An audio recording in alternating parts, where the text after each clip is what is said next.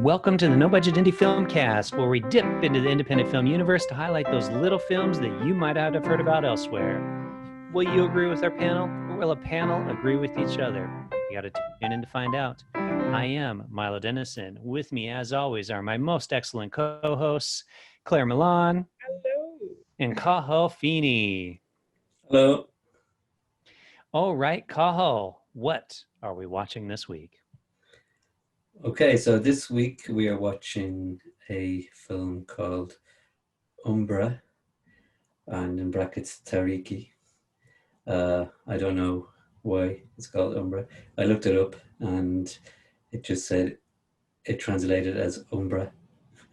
So Umbra means Umbra? Yeah, Umbra means No, I think Umbra. it means something, doesn't it? Probably does, yeah. But yeah. I looked up like a Farsi translation and it just didn't work. I don't think it's Farsi. I think it means something. Maybe it's like slang. Maybe it's some like local yeah, slang or something. Anyway, it doesn't matter. So the film was directed by Saeed Jafarian and written by Fatemeh Abdoli and Saeed Jafarian. Do you want to know what Umbra means? Actually, just as a quote here, it's in literary terms, it's shadow or darkness, or the fully shaded inner region of a shadow cast by an opaque object, especially the area on the Earth or Moon experience the total phase of an eclipse. Okay, cool. There you go. Okay, I obviously didn't do that much research. Call me out, Claire. Thanks a million. Yeah. Claire's like, I just looked it up right here, Cathal. Like, it was super quick and easy. So there you go. That's Umbra. So the first thing to say about this film is that it is Iranian, and for an Iranian film to get past the censors, it can't be seen to be critical of the regime or the society. So it has to kind of use sort of metaphor and symbolism and try not to be too obvious about it. So for this film, the synopsis is that a few minutes after midnight, the young lady realizes that her partner has disappeared after they had sex. So worried, she goes out looking for her partner in the darkness of the streets. The streets in this instance are the streets of Tehran. And the first thing you notice is that they're completely deserted. I don't know if that's normal for Tehran at this time of night, but it gives this air of sort of creepiness and tension.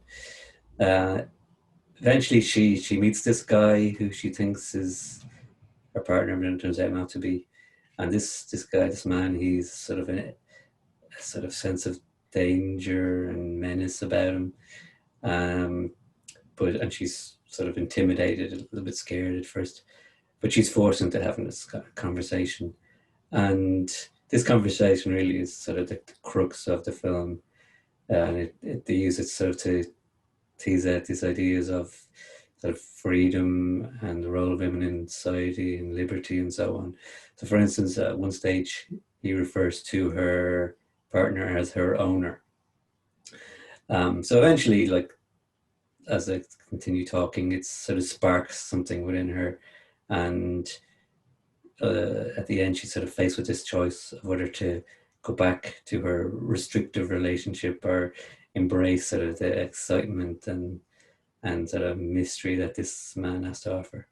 So it's sort of a leap of faith into the unknown, and it's suffused with sort of like danger and mystery, but it's has sort of a magnetic attraction, for her.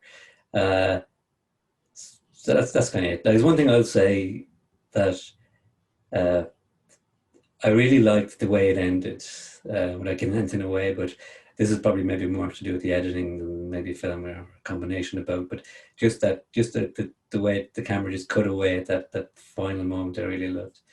So I'll leave it open to the floor now. What people think. Yeah, it was interesting because the whole film is kind of building suspense.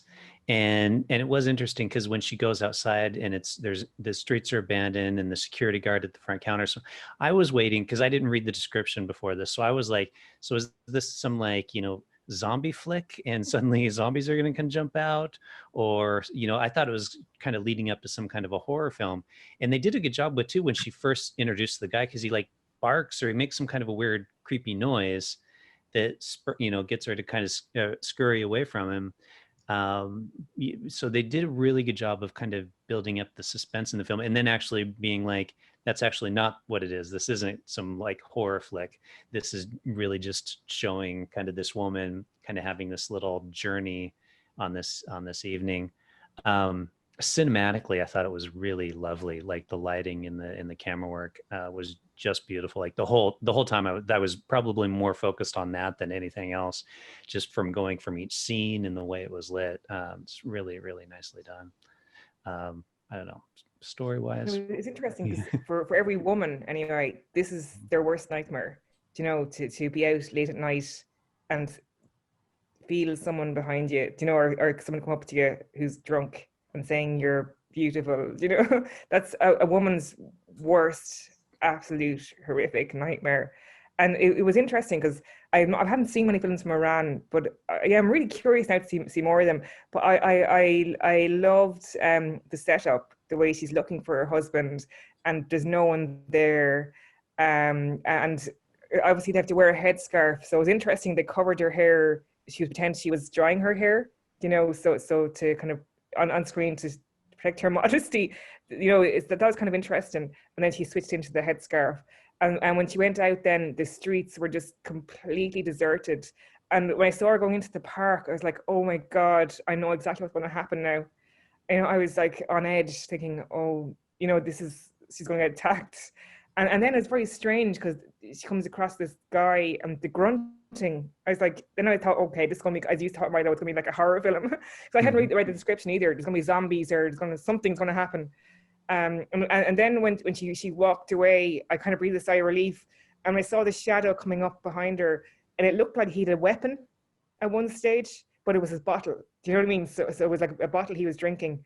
But I loved the way it was filmed, and he just came up like a shadow, and then he was there, and the fact she stood her ground as well. Like she was frightened and she was frozen, and he told her, oh, don't run, but when she called him a jackass, I think, in the translation at one stage, so she held her ground against him.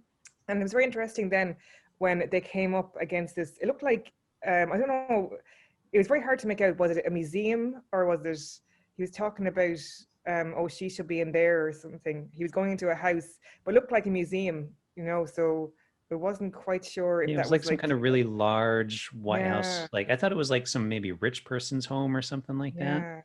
Yeah, I didn't really get that either. Like why was he saying I'm going to be in there?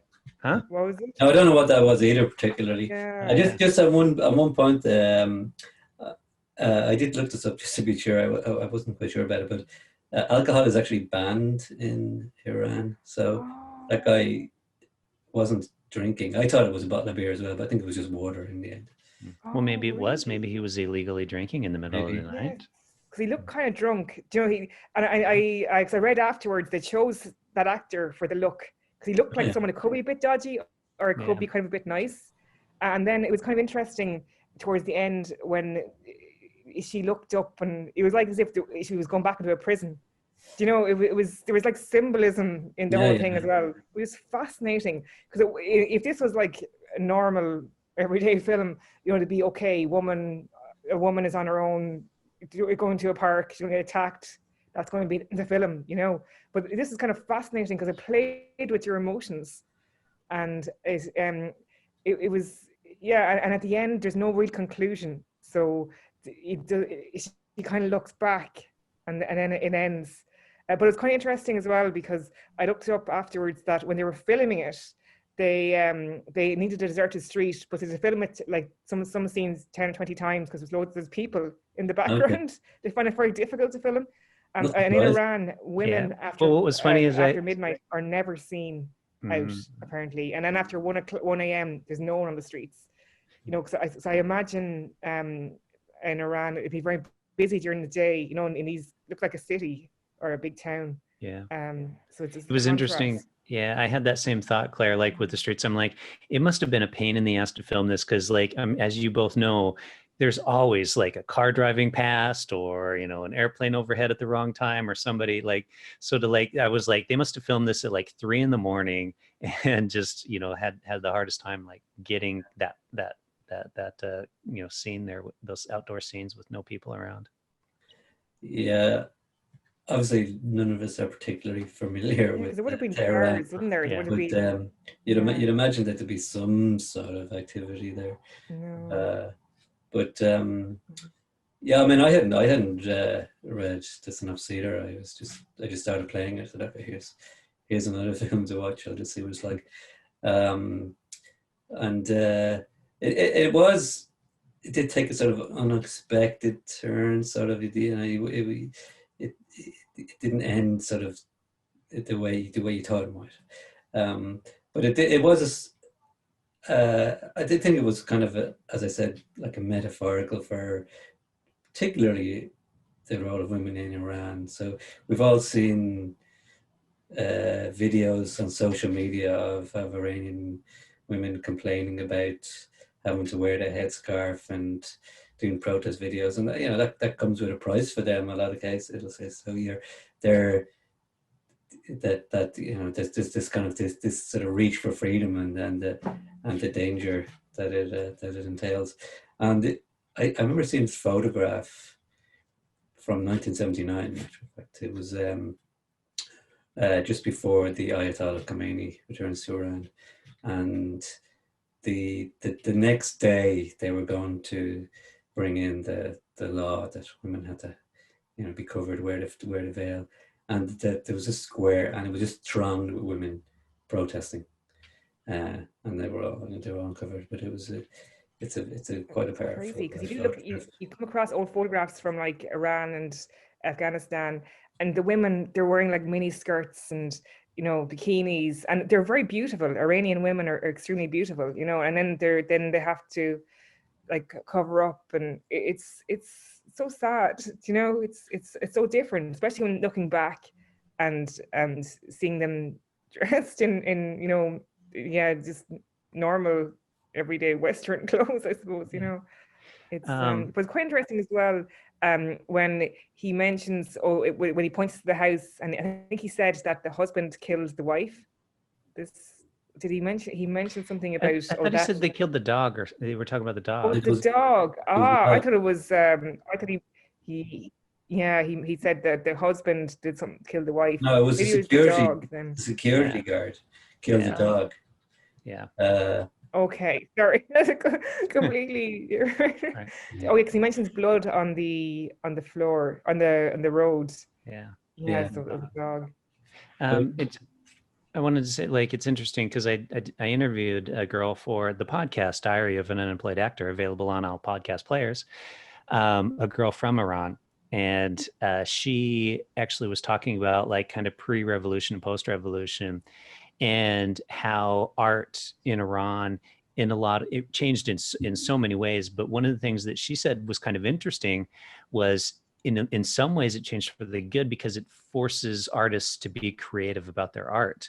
And I think this is a primary example of that, to where like if the country wasn't so restrictive, a lot of those subtleties in the film, you probably wouldn't be there. Like, in certain Western countries where it's just, blatant in your face. So it was kind of an interesting point that she made. Like, if it weren't for that, we probably wouldn't have a film like this. Yeah. You know what's beautiful about this is the simplicity of it. Like it's if you think of the setup, and I know it must have been really annoying trying to get a deserted street, but it's very simple, but it's so effective and so powerful. And this was in the Cannes competition and was in Toronto as well, so it's really fairly successful. But it just shows me again my hood. Where was it? It was in Seattle as well. Got to represent my local film festival. Mm-hmm. Yeah. But what's interesting as well, they never had really up close shots of the actors. They were all kind of far away or mid shots, but it was no like, you think with a film like this, you'd have really up close of the eyes or something, or but it was an interesting choice the way they didn't do that. Yeah, it was nice for a change. Yeah. Well, Really, yeah. it's refreshing to see. Yeah. So Ratings? I think as a rule we should make you go first, Milo, really. Yeah, go on. My turn. Okay.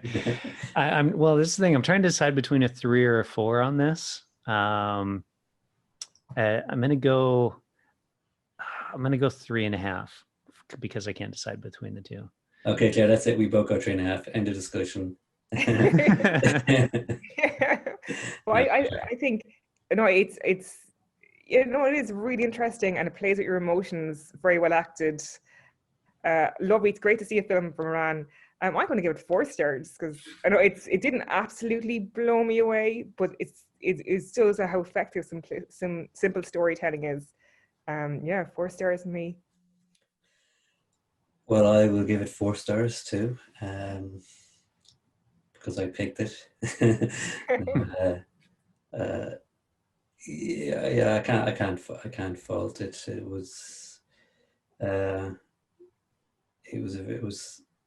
just very, very. It kind of leaves you like a lot of the films. It has a resonance about it. It leaves you sort of thinking, oh yeah, that was really interesting, and it's sort of like a window into that kind of world, and asks a lot of questions, and doesn't really give you any easy answers either. So now 4 stars. Cool. Well, there you have it. No Budget Filmcast audience. We liked it. We think you should check it out. Of course, we'll throw the link. It's on Vimeo, and we'll put the link in the notes here so that you can watch it if you'd like. As always, if you enjoy this show, please be sure to leave a comment or review. Follow us on Instagram, Facebook, or Twitter at No Budget Show. Share it with your friends. Let you know how great we are. And with that, we will say stay tuned to see what we are playing next week. See you next time. Goodbye.